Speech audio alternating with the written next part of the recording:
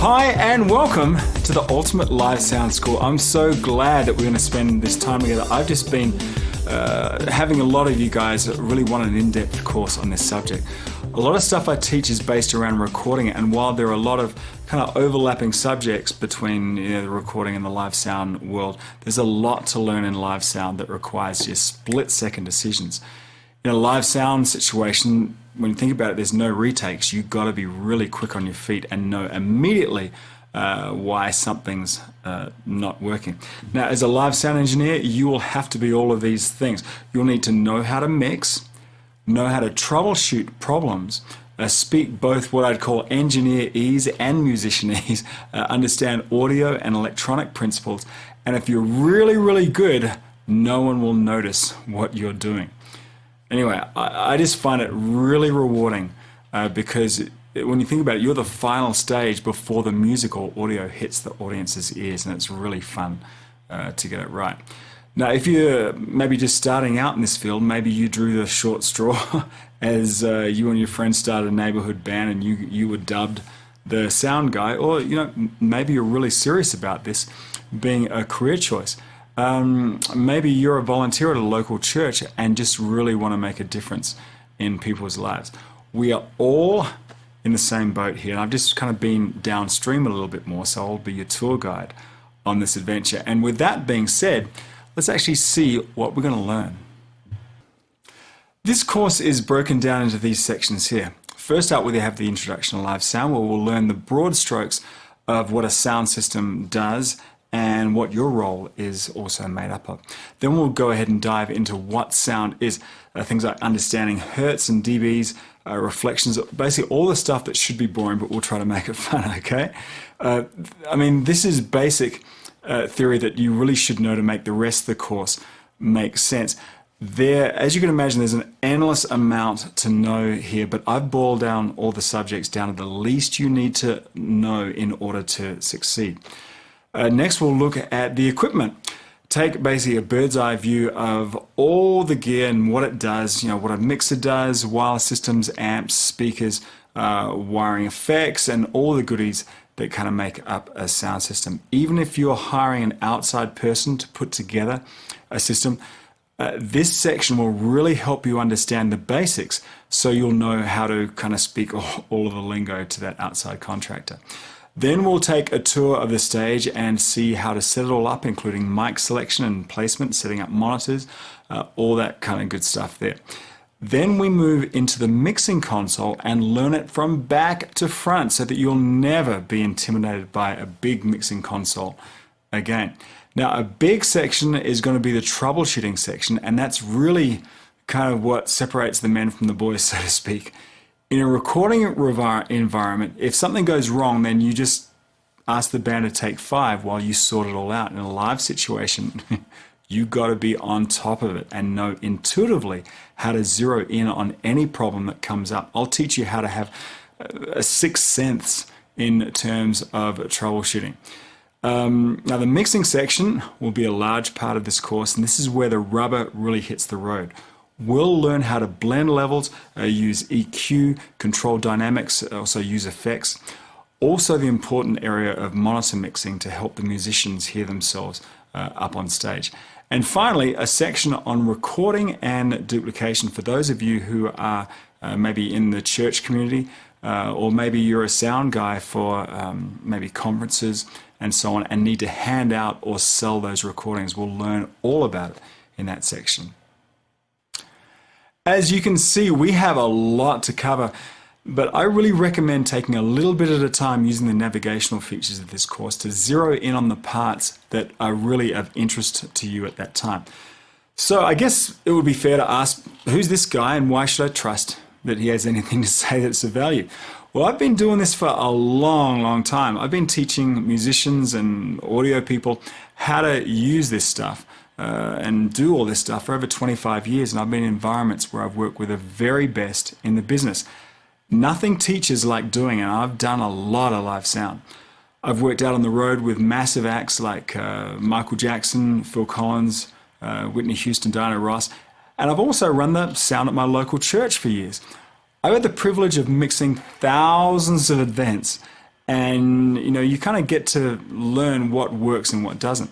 My hope is that I can break it all down, break everything down, and basically everything I've learned looking over the shoulders of incredible audio engineers that I've worked with. To be honest, I'd have to be an absolute idiot to have been working in this business for so long with some of the biggest names in the business and not learn a thing or two, right? Do you trust me? Okay, my hope is that by the end of this course, you'll know them too, and you'll be an excellent audio engineer. That's absolutely the goal. So let's get started.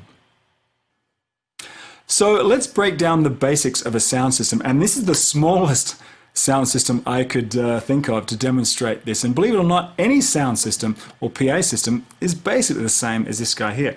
Now, by the way, PA system is just an old school way of, it's an acronym for public address system. I'll say PA or sound system from now on. And it's basically this. We have sound source. In this case, I have two. I have a vocal mic and a guitar coming out of this cable here. Comes into this little mixer. This mixer mixes them together, changes their tone and whatnot. Sends it out to a power amp inside here and then out to a speaker here. The purpose is to take these two sound sources here, mix them together, tweak their sound a little bit, then amplify it and send it out on its way so the audience can hear that. Believe it or not, the biggest PA you can think of is basically doing the same thing. A PA system is taking all the inputs from stage, running them into a mixer that has EQ and effects, then running that through an amp rack, then into a pile of speakers. That's the basic structure of a PA system, and there are a few other things like monitor sends and crossovers and things, but this is pretty much it in a nutshell. Sound sources going into a mixer, maybe some effects, then out to the amp and speaker combination. So the next time you go to a big concert, remember that for all those dozens of trucks of equipment that put together that massive sound system, this is really all that's going on. Sound sources going into a mixer, and those sources being mixed, EQ'd, and affected, then sent out to the amp and then speakers. Note the flow of signal here from our source into the mixer, then amp and speakers. I really want to get that into your consciousness, that is the flow, because then troubleshooting will just make a lot of sense. Like imagine this, for example. If I brought this up and I could hear my guitar, but I couldn't hear my vocal mic, then I could make the assumption that from the amp and the speakers on out in the mixer, everything from the mixer, amp and speakers is fine because I can hear my guitar here. But if I can't hear them, that there must be something wrong between here and here, right? So maybe it's a bad mic cable, or say a bad microphone. Oh, actually, there's a switch on the top here. If I turn that on, there you go. So I just wanted to get you kind of used to this simplified idea of signal flow, because it will make a lot more sense and really help with your troubleshooting later on. So what's the role of a live sound engineer? Now, if you do your job really, really well, then people should hear just a great sounding mix with no feedback or distractions taking them out of that experience of the concert or the speech or the sermon. You must be able to know how it's all supposed to sound. Like if it's a concert, it should sound like a record, right? If it's a speech or a sermon, it should sound like a full, clear reproduction of the spoken voice, not thin or faint or full of feedback and so on. If you have several people speaking on stage, then you should be able to blend their levels, even muting the voices that aren't being used at that particular instance. If nothing else, you should reproduce basically what's going up on the stage and blend it, tweak it and massage it so that it sounds really great to your listening audience. Now, having said that, there are gremlins that will haunt you. Things like sound sources that don't come up on your mixing board, microphones that squeal with feedback, speakers that don't work. A good sound engineer is one who can quickly diagnose any problem and know in his or her gut how to make an educated guess about how to tackle that problem.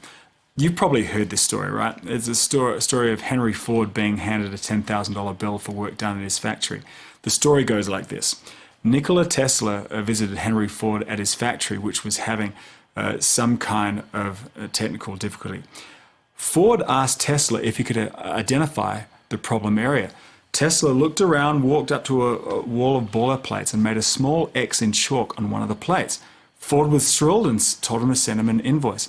The bill arrived for $10,000, and Ford asked for a breakdown. Tesla sent another invoice indicating $1 charge for marking the X and $9,999 for knowing where to put it. And it's probably an apocryphal story, but the message is a valid one. If you're mixing a band, everything's going fine, then it's pretty easy to mix, but you really earn your paycheck when something goes wrong. Now, one other thing I'll mention in terms of what a live engineer does is this. A really good sound engineer must understand what makes good sound and then know how to reproduce it. In other words, he or she should have a pretty good understanding of music and what makes a good mix and the technical engineer type stuff to kind of make that happen. I'm a musician first and an engineer second, and I actually don't quite understand how engineers cannot be musicians, but I tell you what, there are plenty of great sound guys here who do all this without being musicians. I just find knowing that how music is arranged gives me a better understanding of how it all comes together on a mixing board. Now, having said that, you don't have to be a musician to know how to mix, but I probably would recommend that you at least start hanging around with musicians and ask them to teach you what sounds good. Maybe take a music appreciation class, anything that will help you gain an appreciation and kind of understanding of this thing that we're trying to reproduce through your sound system. Live sound is really where art meets technology, and you really need to speak both languages. The best sound guys I know are kind of like a diplomat who translates between the artistic world, all the musicians, and the technical world here. I'll speak a lot about this on this subject, but for now I just want you to know that a great sound engineer will hear a musician say something like, it sounds kind of mushy, and then take that non-technical idea to the console and then fix that problem. One of my pet peeves is a bunch of nerdy engineers making fun of a musician who says mushy instead of low and mid-range, right? If a musician says mush, then the engineer sees that as the 200 hertz range, then you need to know how to translate that as we deal with people as well as equipment, right? So I don't want to scare you off with tech talk right now. I just wanted to introduce that idea that a good sound engineer will be conversing with people who really don't know all the dBs and hertz. You will, but you'll also know the layman's terms for them so that you'll treat non-technical people with the respect that they deserve. In fact, take this oath right now with me. Okay, ready? I, state your name, will solemnly swear to be a technical geek in terms of my knowledge of audio, but will not lord this over non-technical types, and vow to hear their concerns and make a best effort to translate their needs into a positive solution, so help me God. Okay, you good? Don't be a snobby geek. As an audio engineer, you'll be dealing with lots of people who will have a valid complaint but may not be able to articulate it. If a musician says, my voice sounds thin, or your boss says, the drums don't sound right, then take that criticism and make your best guess as to what they are explaining, then go ahead and make those changes. Don't make a line of artists versus engineers. It's not going to help anybody, okay? End of rant. So having said that, let's delve into the principles of audio and look at sound theory.